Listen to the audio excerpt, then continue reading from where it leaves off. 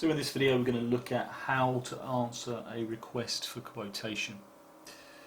So the first time you're going to be aware that you've actually been invited to an RFQ and to play a part is you're going to receive an email from Procurement Pal.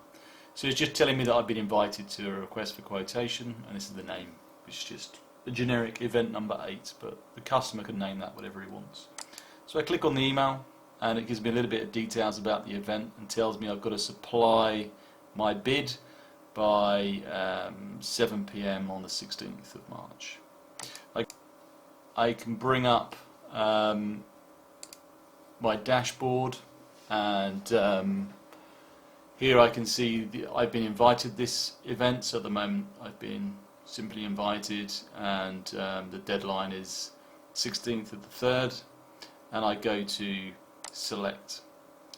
You can see when you go into the event, I can see all the details about the event itself, so I can see some terms and conditions that I can look at if I want to. I can see who's invited me, who the host is. I can see the details about the event itself, when it starts, when it ends. I can have a look at the questionnaire. So this one's actually asking me what date and time can I visit the site to do a site survey, so I can select one of those options. And I can see details about the lot, so I can see the lot specification, I can see the description, so everything that the customer has given me, then I can actually go through and answer that information. So as you know by now, hopefully after watching some training videos, you've got a checklist at the top here, so you've got to run through this checklist from left to right. So the first thing you need to do is RSVP. So do I want to compete, yes or no? So after I've checked all the information, I can select either yes or no. In this instance I'm going to select yes and submit, and you can see then that it says that I've RSVP is complete. The next thing I can do is actually go through and complete the questionnaire. So all the questionnaire says in this one is what date and time can I visit the site. So if you're doing some sort of building work or plumbing job or fixing guttering or whatever it may be, you can be invited to a site and you can answer that question on what day and time you can actually go. I've given 4 examples here. Obviously there may be much more in real life, so I'm going to say I can go on the 6th of March at 10 AM and submit my answer. So I'm booked in to go and visit that site at 6 AM. Sorry, it's on the 6th at 10 AM.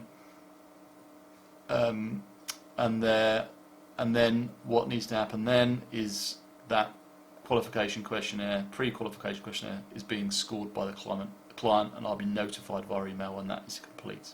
So I then need to wait for the client to come back after I submitted the questionnaire. You can see that it's pending pre-qualifying questionnaire approval.